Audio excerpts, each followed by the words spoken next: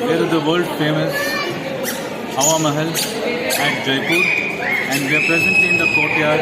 You can see the crowd sweltering here, and this is where we'll ultimately go. But just to show you the courtyard, it's got a fountain here, but it's not yet operational.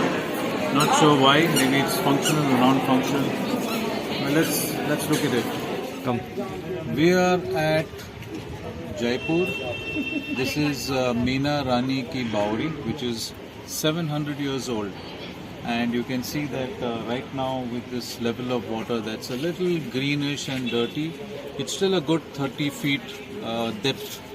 And the erstwhile kings used to actually hunt for wild animals up along these hills and then come down here, and then they would cook the meals and stay here at this little palace that's created here. So you can see what kind of lifestyle they have, and you can jump from any side into this well, which actually they call Bauri. So, you know, in Marathi and Hindi you will call it Baudi, but in Jaipuri you say Bauri. So this is how it looks, very beautiful. And there is an old temple down here, which is about 1,000 years old, and it is on Amer, goddess. So that's why this entire place is called Amer. And the fort is upstairs. As you can see in the distance, you have the Amer fort.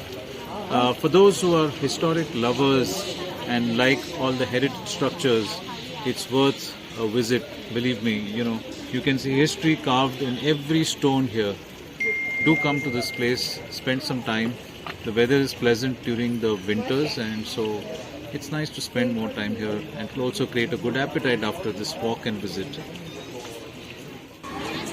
Hello, we are at the Masala Chowk, where you have this little kind of quadrangle in which you can have plenty of snacky food stuff, including cold drinks and faludas.